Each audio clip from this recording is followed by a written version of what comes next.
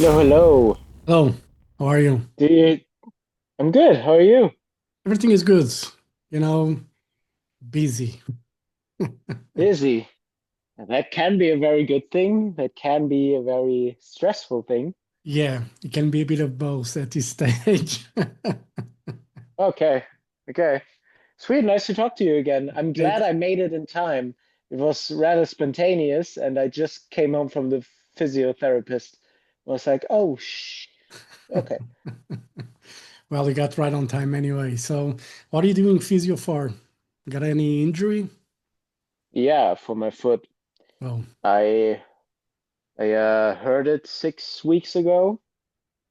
It was like I I didn't tear anything. It's just I think a contortion, whatever, yeah. in my ankle, and some ligaments were a bit stretched, and yeah, I just tripped when I went for a run. That Yeah. was it, and yeah, but physio and yeah, had to wear like a thing on my foot for a few weeks. How long will you have to do that for now?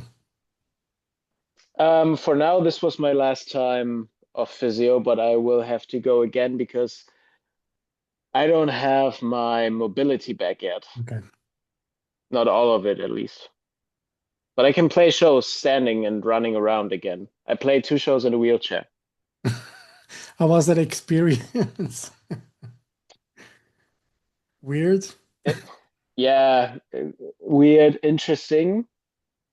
And I'm happy that the audience still liked it. And for them, it was quite an event as well. Yeah. And I think I did an okay job. But for me, I love the physical part of performing as well. Yeah. So I kind of hated it, but I kept it professional. Yeah. And Yeah, let's talk about Opus Noir, Volume 1. sure. Obviously, the first of three. Um, Talk me through that writing process. You guys had so many songs or so many good songs that you decided to Yeah, make a trilogy of records. What was it was just a spontaneous thing, really? actually, yes.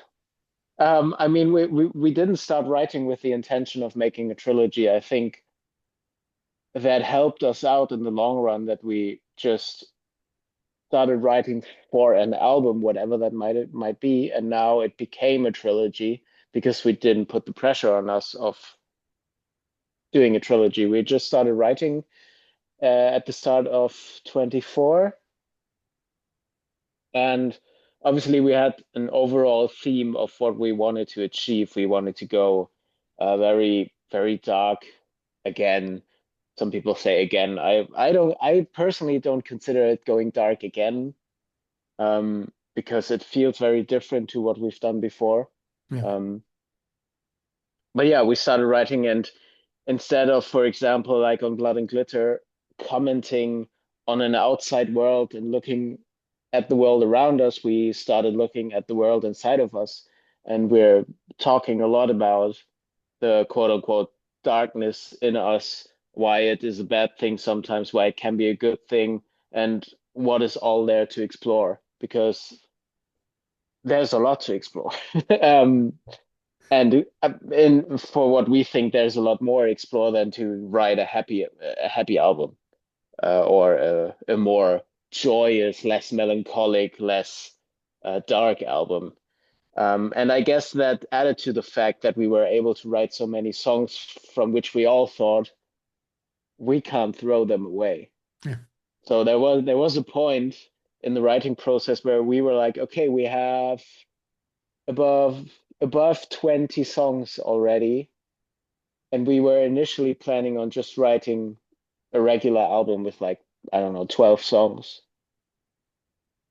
But because we wrote in parallel and we met up with several different people as well, we just had more. And then it was the decision, do we throw anything away or do we have B-sides? And we didn't have any B-sides because we considered them great songs. so we didn't want to throw anything away. We already did a double album. So let's go trilogy, but not in a let's release it all at once way, because that's a lot to digest. Yeah. 33 songs, and we want every song more or less get won't happen, but we want every song more or less get the same attention. Obviously, there's the singles and the video songs and everything, yes, sure. And there's the more artsy songs and the ballads. But that's the beauty of it because we had the room to do that. Yeah. We had a huge playground to experiment, to write ballads, write artsy songs, write too long songs, sometimes making them a single, um, which will still be out, was yet to come. And we decided so that everything of it gets the right or more attention, we release it uh, not at the same time, but after one another. So the first volume is coming out on August 8th. The second volume is coming out on the 12th of December this year. Already? Yeah, yeah, yeah. And the third volume is coming out on the 10th of April, I think.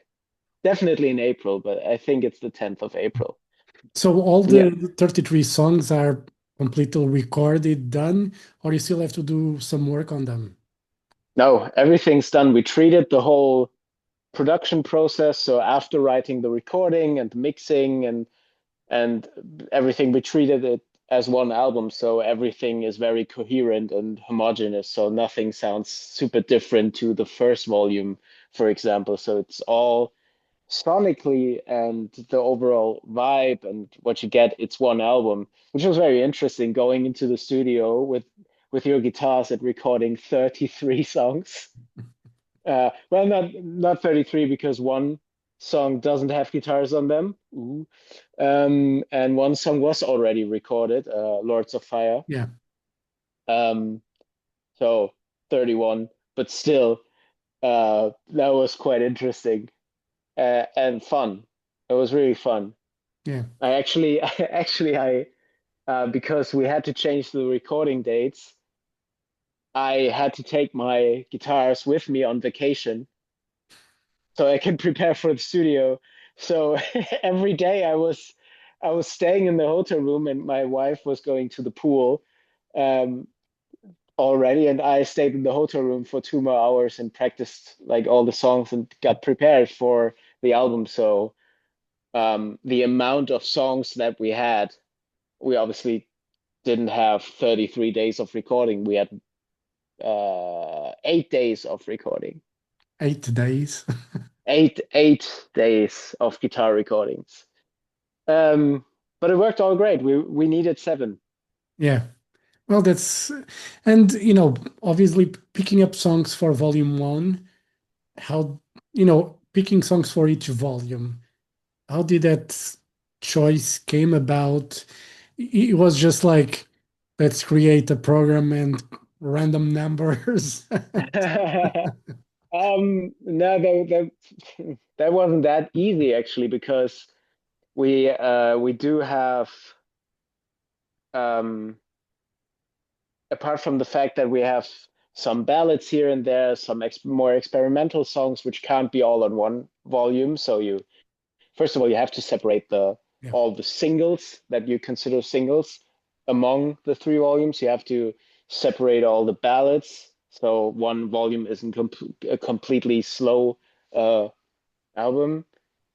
So so it's dramatically all a bit or dynamically all a bit all a bit more interesting, and we have 15 feature guests on the volumes. So you can't make one volume with all the feature guests or the majority of them, and then the others without them. But also, the songs all had to be done um, for the first volume to be ready for mixing. And in some cases, that didn't work out because of the timing of the feature guests. Yeah. So we had to push them to volume 2 or 3 even. Yeah, yeah, it was quite interesting, but it all worked out. And I think, and I know for a fact, at least for us, because we had listening sessions just recently where we listened through all the volumes with fans together. And that was one of the first times where we were really able to listen to the volumes like a few times after each other in one day. Yeah. Normally, you wouldn't do that because you have other things to do. But there we did it, and we actually realized that the choices we've made with the which song goes where, they were good, luckily. Because you mentioned the guests because on this record there's already quite a few. You got Tina Guo on Ghosts, one of the first Mhm. singles.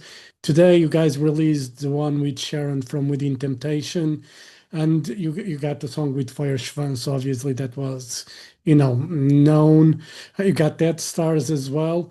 I mean, how did you guys pick up the guests for each song? I mean, it was just like a let's call this person to see if she's interested or is interested. How did that happen? Um, with in different ways. For example, the Feuerschwanz thing, that was a thing to because we're going on tour together. Obviously, it made sense to make a song together. That was pretty uh, easy choice, and also in terms of marketing and promoting the tour and the song, it made sense. And apart from that, we're all more or less good friends. So we thought it would be a bit more interesting to make a song together than just announce a tour together. Yeah, And it was actually a lot of fun. Also shooting the video in just one day, and Feuerschwanz are so many people, and we're 6 people now as well. So shooting everyone in one day and then group scenes, it was a long day. yeah, Um, and yeah, for example, with Within Temptation, we met on the Iron Maiden tour in 2022 because they were playing, I think, 2 shows also as a support act. So we were playing then Within Temptation and then Maiden, and that's how we got to know them. And the initial demo of Light Can Only Shine in the Darkness, which came out today, the initial demo was already there. However, it was reworked for the purpose of having Sharon sing on that song. And after a lot of, well, trying to manage timing and everything, we made it happen because she was definitely interested in doing it. It was just a matter of when. yeah, And obviously the song wasn't on Blood and Glitter because it didn't fit the record. Um, but that song was reworked especially just for the feature with Within Temptation. Tina Guo, we met her, or Klaas, our bass player, met her on tour, and we met again last year in America, in North America, in Canada actually, because we played there and she played there with Hans Zimmer. yeah, So we visited each other's shows, which was fun. And we just asked her and reworked Ghosts and wrote some cello parts for it, and she wrote like her stuff for it, and so all that very organically. Also with Whiplasher from Death Stars, Damage, the song was already completely finished, but last year at Mariluna, we just ran into them. And Chris was like, "Oh, it could be a good idea actually to just sing a song together because we haven't done anything with you guys in a while for years, and it would be just fun." So sometimes it's just fun, sometimes it's been a long wish, and sometimes it just came naturally because we got to know the person. yeah. Yeah. It's nice, you guys always do that, with sometimes with guests, and it works well. And with this album going a bit to the darker side, I won't say again, but going to the darker side, when you guys go on tour, does it make sense to play a bit more songs from Judas since it's a bit more on the darker side as well? Because I was listening to this record and I was, Mhm. with Blood and Glitter, I mean, probably won't make much sense to play that many songs on the tour. But with Judas, probably made make sense to recover some songs from that record and play along with these new ones because I think they would fit nicely. It, Yeah. No, you're absolutely right that it fits more the vibe. I mean, you it was already super hard to do set lists because we not only have two albums, yeah, so to make them fit is already very interesting. But now having this album or these three volumes coming out, that will be very interesting. And I agree with the fact that maybe some Blood and Glitter songs need to take the backseat for other songs, probably of Judas as well, because it fits the vibe more. However, we do have so many songs that there might not even be space for more Judas songs. There's just the more Opus Noir songs yeah, pushing away everything else. And then there's our quote unquote hits, yeah, and that's it, because that's already 1.5 hours of showtime. And we obviously want to play a lot of Opus Noir because, for example, the Lords of Fire tour in October with Feuerschwanz, that also is our German Opus Noir tour yeah, because that's the majority of German cities being played. Next year we will have a European tour, but there will only be 2 or 3 German shows. yeah, So this is also the Opus Noir tour. So we're actually playing almost, yeah, almost everything from Volume 1. yeah, And that fills quite a lot already. yeah. And you guys are playing some shows in the UK and Ireland, and you know, I'm going to say this. I want to see you guys because I haven't had the chance to see you guys live properly. And, when you guys announced the show in Dublin, I go to Ireland a lot. I was like, okay, this might be a good opportunity. The Oh yeah. problem, the problem, you play on the same day as Saxon and Dirk Schneider. In Yeah, but they won't have a problem with you visiting us. I can ask them, it's fine. You know, I was already planning because when I think Saxon announced, I'm not sure if Saxon announced first. I think they did. And I was like, okay, I'm going to take a few days and go to Dublin. And then I realized, wait, this is the same day as Lord of the Lost. What I'm going to do, I haven't decided yet. I don't know. I might just stay in Portugal and say, I don't want to make I don't want to Be make it diplo tough. be, be I, diplomatic about it. Yeah. yeah, I don't want to make a tough decision. So I won't hurt anyone's feeling. I'm just going to stay home and hurt myself for not going to any of the But shows. that's not okay. That's not okay. You shouldn't take the back seat there. Yeah, You should just choose what you want. yeah. Yeah, I've seen So Saxon a few times, and I'm going to see Dirk Schneider here in Portugal in the summer anyway. So, you know, there you have your decision. it's But all, hey, it's up to you. yeah. And you're mentioning next year for when is that European tour? What are the time? Do you have any idea yet? I'm sure you cannot reveal anything yet, but Well, we are, which we all already revealed, is that we will make a live show break after festival season next year. So that leaves not that much room for the European tour to okay. happen. So it has to be before the summer festivals. Yeah.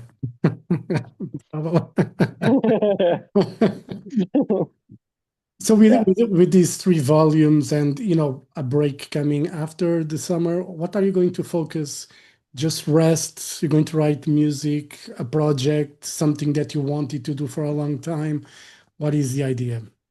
Um, when we were in Latin America in spring this year, we sat together and made a plan for the next 5 years. So when we do have the live break, it only means live break, so we're not playing live. However, we are allowing us to have time to write again. We will probably, because it's been a while, look at the Swan Songs project again, so the classical uh, Yeah, uh, project. At some point, we want to do a Weapons of Mass Seduction Volume 2, so another cover album just for fun, but that doesn't take that much time, actually. Yeah, and we actually do want to take a lot of time for writing. Other than that, we're not playing live ourselves. We all do have time for other stuff. I'm sure Chris also wants to write another solo record at some point. yeah. I have already started writing uh stuff that has nothing to do with Lord of the Lost. Um, Obviously with the focus, oh, we're having a live break and there's nothing happening. Let's see what we can make happen. So It's okay. yeah. It's just a break from live shows, not a break from work. It's no, it's definitely not a break for work. It's just yeah, not touring for a moment. Yeah. And let's talk about your chest tattoo because it's Yeah. freaking it's impressive. It's not chest, it's just the whole freaking body. You're like, it's Yeah. it, Yeah. how in total, how many hours did it take to finish that? Mm, just my upper body Yeah, with the arms. just let's say just the upper body. Mm, 6, 12, 18 hours. 18 hours. Mm. How can I always wonder how people can get through those many hours getting needle in the body. It was separated to 3 or 4 sessions. Yeah. So this was not one session. The first session was just the lines, which was horrible. Then the second session was like filling in one side. Then third session filling in the other side, and then the fourth session was actually these red. Wait, that's better. These red flowers, making them red. Is that a special Yeah, meaning to that art that you did? Was just, you just that's woke up one day pure art. you It's just, just pure art. yeah. How do Yeah, you I wake up just one like it. day and say like, I want to do like the whole freaking upper body? How does that happen? Yeah, how does that happen? I don't know. I mean, I really like the look Yeah, of tattoos that fit the body, like that go with the flow of your body and that have an artistic approach. And my wife is a tattoo artist, okay. and so she tattooed all of that. And I love her work and I love the style that she has, not because she's my wife, but that's how we got to know each other actually. Um, so it was just a matter of I want to have something here because it looks very empty. Yeah, And then you go through stuff that you like, you go through styles of other people that you like, and um, how that can be, yeah, applied to her style. And I obviously have this line yeah, going through here, which is very, very much traditional Japanese irizumi bodysuit style. yeah. And I love that, but to me, the Japanese stuff is sometimes a bit too.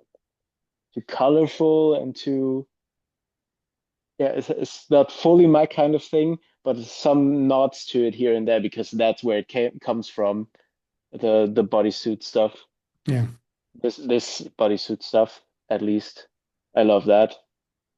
Yeah, and I don't know.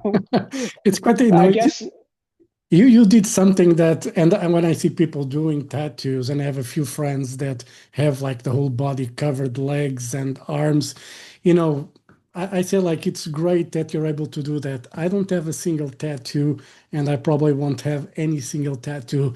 It's not because I don't, I like to see on other people's.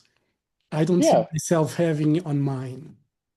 yeah, sure, absolutely, and that's how it works the other way around as well. Yeah. Some people just see it on them, other people don't. And that's completely right.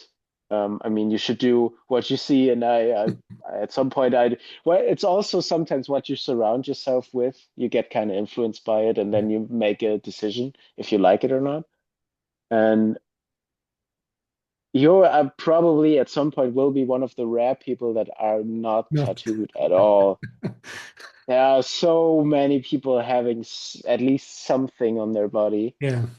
Not, I It's don't have crazy. like, I don't have an earring. I don't have a piercing. I have nothing. You are pure, man. Yeah, I'm a complete virgin in that Yeah. sense. I Nothing. mean, I just did my first earring Okay. 3 weeks ago because my niece got her first earrings, and so she didn't have to do it alone. Okay. It's nice. I Nice to. did one as well. I figured doesn't matter Yeah. anymore. Yeah. Yeah, Yeah. I've done nothing like that. Anyway, Pai, thank you very much for your time. All the best for Lord of yeah, the thank Lost. you. Hopefully, I'll see you in Dublin. If I make to see. Who knows, yeah? And maybe it's someday we will come to Portugal as well. Yeah. But if you see me in Dublin, I'll be there in the pit taking photos. So I'll be with the camera right in front of you. All right. If you actually want to come, just send a message so I Yeah, know, and maybe I will. we'll sort it out. Yeah. Right. Bye. Thank you very much. Have a great day. All the best for Lord of the Lost. Great volume one. Looking forward Thank for you. the other two volumes and play some songs from Judas on the tour, please. All All right. right. Thank you very much. Have a great day and see you soon. All right. Thank you. See ya. Thank you. Bye Bye. bye. Bye.